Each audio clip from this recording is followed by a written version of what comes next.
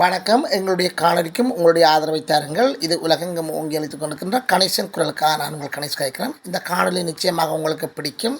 இந்த காணொலியை இறுதி வரை பாருங்கள், சப்ஸ்கிரைப் பண்ணுங்கள், ஷேர் பண்ணுங்கள், கமெண்ட்ஸ் பண்ணுங்கள், லைக் பண்ணுங்கள்.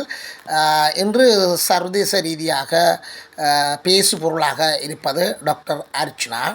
இந்த அர்ச்சுனா என்பவர் உண்மையில் சிறுவர்களிலிருந்து முதியோர்கள் வரை எல்லோராலும் ஒரு விருப்பத்துக்குரிய ஒரு நபராக, உண்மையிலே ஒரு ஒரு ஒரு தேசியத்துக்குரிய தலைமைத்துவத்தை கொண்டிருக்கிறவராக, ஒரு தேசத்தின் தலைவராக அந்த அளவுக்கு உயர்த்தப்பட்டுகின்றார். சாதாரண ஒரு மருத்துவர் தன்னுடைய துணிச்சலும் ஆற்றலும் மொழி அறிவையும் கொண்டு எதிர்க்க முடியாத ஒன்றுக்கு எதிர்த்து கொண்டு உண்மையில் சமூக நீதிக்காக எதிர்த்தவர் இன்று சர்வதேச ரீதியாக அங்கீகாரம் பெற்று வருவராக காணப்படுகின்றார். அந்த அளவுக்கு அவரை உயர்த்தி வைத்தது சமூக ஊடகங்கள். சமூக ஊடகங்கள் அந்த அவரை உயர்த்தி வைத்தது உண்மையிலே அவருடைய பணிக்காகவும் அவர் செய்த உன்னத சேவைக்காகவுமே.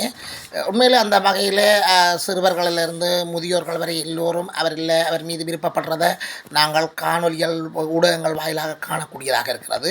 சிறுவர்களே அவரோட நின்று செல்ஃபி எடுக்கிற அளவுக்கு போட்டி போட்டு கொண்டிருக்கின்றார்கள். முதியோர்கள், அம்மாமார்கள், சகோதரிகள் என்று வயசு வேறுபாடின்றி எல்லோரும் அவரை ஒரு ஆதரிக்கின்ற அல்லது அவர் மீது ஆர்வம் வைத்திருக்கின்ற அவருடைய விருப்பத்துக்குரிய ஒரு நபராக காணப்படுகின்றார்.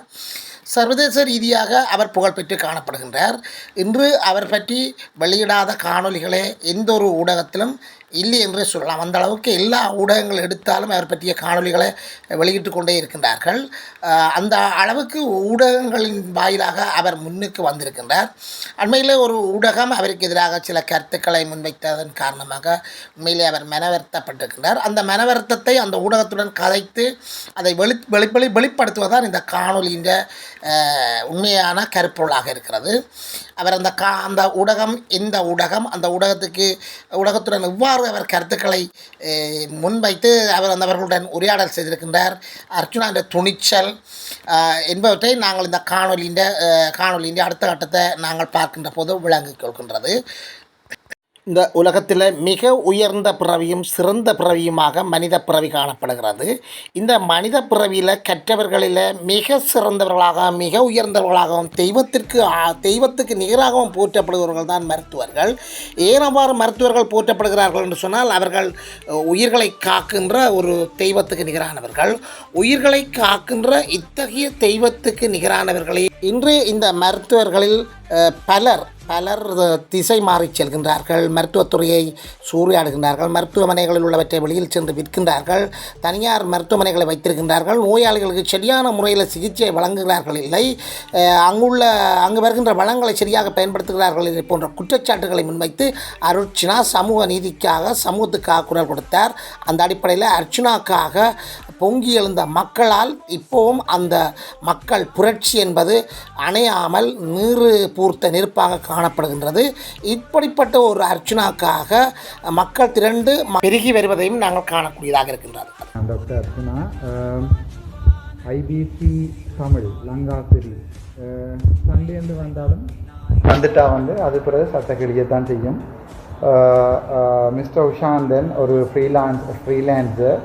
ஆனால் சில நேரங்களில் எங்களுக்கு என்ன செய்கிறது, ரெக்கார்டிங்கில் போட்டு காட்ட வேண்டிய தேவை இருக்கிறது. ஸோ சாரி, நான் ஒன்றுமே கதைக்கல. இந்த ரெக்கார்டிங்கோட பேசுகிறேன்.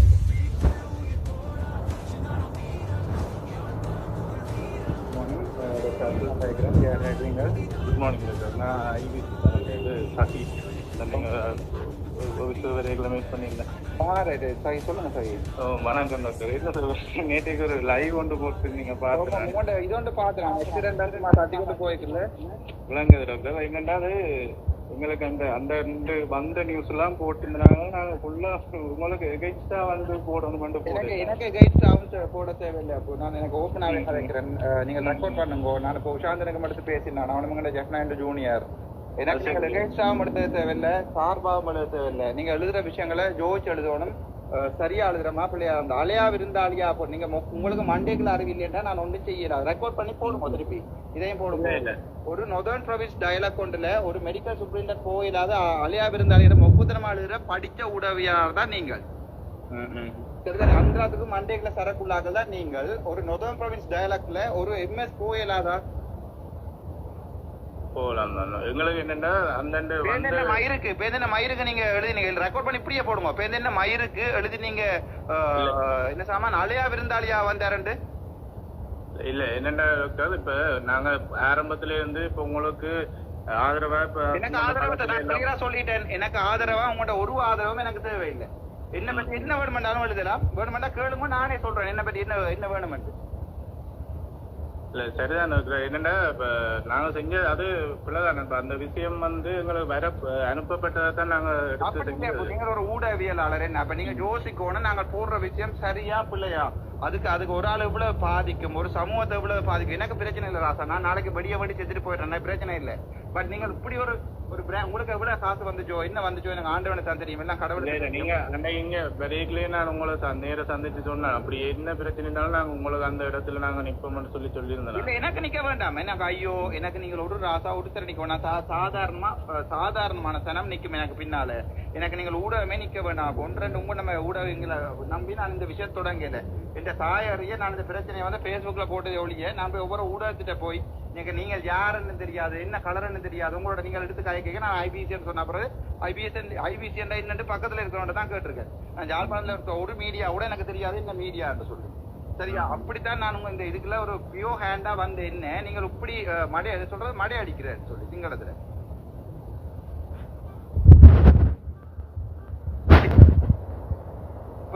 ஆறு வடிவா தண்ணி அடிக்கிறேன்னு பாப்போம், பேர் அடிக்கிறேன்னு பாப்போம். இல்ல நாங்க அதுக்கு அப்படியான ஒண்ணும் இல்ல. நான் இப்ப அது நீங்க இது போட்டதால நான் உங்களோட எடுத்து கதைக்கணும் பண்றதுக்காக சரியான கவலை என்ன. நீங்க யோசிச்சு பாருங்க, உங்களுக்கு ஒரு மண்டைகள் அறிவிக்கணும் ஒரு நொதோன் ப்ரொவின்ஸ் டயலாக் ஹெல்த் டயலாக்னு சொல்லி திட்டமிட்டபடி பிளான் பண்ணி செய்யறாங்க. தாங்களே பிரசன்டேஷன்ல செய்து தாங்களே வார அமைச்சர். நான் அதை விட இன்னொரு ரெக்கார்டிங் இருக்க வேணும் உங்களுக்கு தாரேன். உங்களுக்கு கொஞ்சம் வியூவர்ஸ் கூடட்டும். நான் பனாபடேசரோட கதைக்கிறேன் சார். நீங்க நாளைக்கு யாழ்ப்பாணம் வரீங்கன்னா யாழ்ப்பாணம் வரேன் உண்ட முழு தமிழாக்களையும் கூட்டிக் கொண்டு வா. அதுல மினிஸ்டரோட கதைக்கு சொன்ன ஆட்கள் தான் திருப்பியும் இந்த போலீஸ்காரோட எல்லாருமா சேர்ந்து தமிழுக்கு அடிச்சு திராத்தி அங்க இருந்த ப்ரோக்ராம் எங்க பிடிஓ இருந்த ப்ரோக்ராம கொண்டு இங்க கைதடிக்கு படாருன்னு மாத்தி அப்ப ஒரு முதுகுல குத்துறதுக்கு தலைவர் இப்படித்தான் நாசமா போனவர். உங்களை மாதிரி ஒரு கொஞ்சம் பேரால தான் அந்த ஆள் வந்து காத்தோட ஆத்தா போனது எங்கன்னு தெரியாம கடைசியா பொடியும் எடுக்க கூடாம காத்தோட ஆத்தா போனது காரணம் உங்களை மாதிரி ஒரு அற்ப ஆக்களுக்காண்டி அந்த அடிபட்ட நினைக்க அந்த உப்ப இருந்திருந்தா தன் கழுத்தை தானே கத்தியால வெட்டி செத்துருக்கு நினைக்கிறேன். இல்ல நான் இப்ப அதுக்காக நான் எடுக்கல. இப்ப அது அந்த விஷயம் வந்து எங்களுக்கு வந்ததால போட்டது தவறுதான், அது தெரியுது. இல்ல அப்படி இல்ல நீங்க அப்ப நீங்க என்ன படிச்சிருக்கீங்க? நான் A level.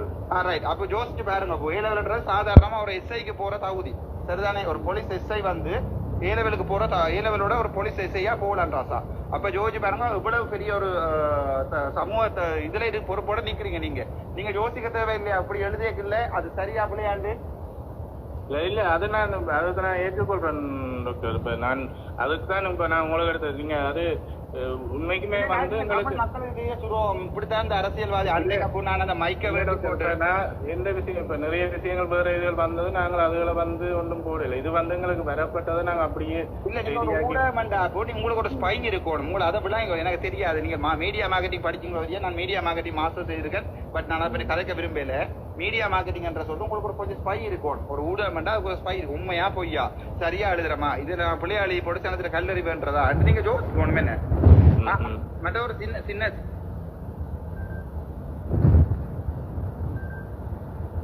சிம்பிளாவே தெரியும். அது கிளியராவே எனக்கு லெட்டர் இல்லாம தெரியும். அந்த லெட்டர் எல்லாம் சாவச்சேரியில் எல்லாரும் எடுத்து உங்களுக்கு காட்டுவேன். அதுல இன்வைட் பண்ணி லெட்டர் எல்லாம் வந்துருக்கு. என்ன அப்ப பேசுற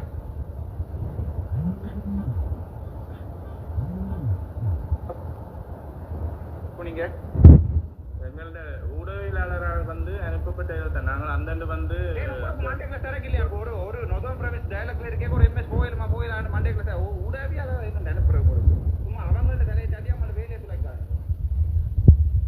அதனாலதான் இப்ப நான் அது உங்களுக்கு இப்ப நான் எடுத்தது வந்து அதுக்காண்டி தான் எடுத்தது வந்து இப்ப நான் அந்த விஷயத்தை வந்து உங்களுக்கு சொல்றதுக்காக தான் எடுத்திருந்தேன். இல்ல நான் வாழ்க்கையிலேயே நீ ஐபிசிலயோ ஒரு ப்ரோக்ராம் செய்ய வர மாட்டேன். எனக்கும் உங்களுக்கு தமிழ் எனக்கும் தமிழ் உங்களுக்கும் தமிழாக்களுக்கும் இருக்க உறவு இதோட முடிஞ்சது.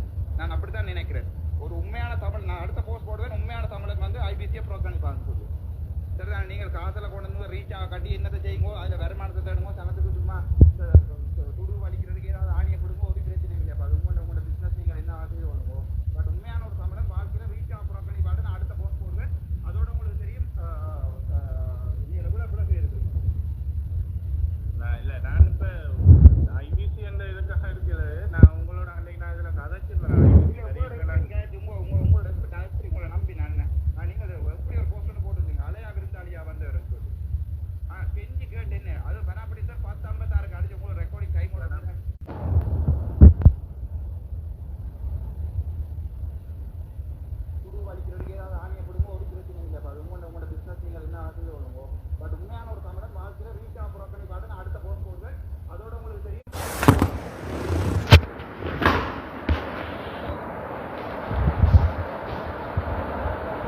இல்ல நான் இப்ப ஐபிசி என்ற இதுக்காக இருக்கல, நான் உங்களோட அன்றைக்கு நான் இதுல கதைச்சிருந்தேன் ஐபிசி உங்களோட எப்படி உங்களை நம்பி நான் நீங்க எப்படி ஒரு போஸ்ட் போட்டுருக்கீங்க அலையா விருந்தாளியா வந்தவர்னு சொல்லி கெஞ்சி கேட்டு என்ன அது பராபடி சார் 10:56 அடிச்ச உங்களோட ரெக்கார்டிங் டைமோட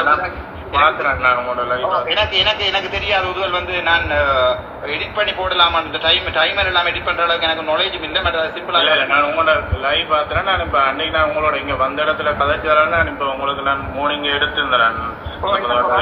சாந்தனோட காய்ச்சி ஒண்ணு நீங்க எடுத்தேக்கோ சாந்தனோட காய்ச்சி ஒண்ணு கெஞ்சி கேட்டவான்னு சொல்லி நான் வந்து கதை ஒரு 2 வருஷம் கதை நான் போய் கதைச்சிருந்தா கிழிஞ்சிருக்கும், ஹெல்த் மினிஸ்ட்ரிக்கே கிழிஞ்சிருக்கும். நாம கதைச்சிருக்கா நான் ஒரு மைக்க வண்டி போட்டு சாதாரணமான ஒரு அரசியல்வாதி சிறிதரனா இருக்கிறான் அல்லது ஒரு சித்தார்த்தனா இருக்கிறான், ஐயா யாழ்ப்பாணத்துல எத்தனை ஹாஸ்பிட்டல் இருக்குன்னு கேட்டிருந்தாலே படுத்திருக்கு. ஒரு ஓட் கூட போயிருக்காது வாழ்க்கையில. தெரியாது சொல்லி கதைக்க கூடாது. நான் இன்ஜினியரிங் சம்பந்தமா இப்ப நான் கதைக்கலாமா? இல்ல ரைட், அதுதான் பிரச்சனை. சரி, ஏதோ உங்களாச்சு நீங்கள் உங்களோட ஊடக தர்மங்கள் அது சொன்னா உங்களோட ஊடகத்தை அடையாளம் காட்டியிருக்கிறீங்க, அது நன்றி. அப்படியே கண்டினியூ பண்ணுங்க. எனக்கு ஒரே ஒரு உதவி செய்யுங்க, என் வாழ்க்கையில ஒருத்தரும் கோல் எடுக்க வேண்டாம். ஐபிசி என்ற பேர்ல வாழ்க்கையில கோல் எடுக்க வேண்டாம். சரி டாக்டர், நன்றி தேங்க்யூ சார். நன்றி. எனக்கு மானம் மரியாதை இருக்குது, நானும் தமிழன் தான். இதுக்கு பிறகும் நீங்கள் எனக்கு எதிராக ஒரு போஸ்ட் போடுவீங்க என்றால் அடுத்த ரெக்கார்டிங் இருக்குது, அதையும் போடுவேன். அது ஒரு தனிப்பட்ட ஆளை பாய்ச்சிட மாட்டதால் போடல, பட் அந்த ரெக்கார்டிங்கையும் போடுவேன். எப்படி வசதி?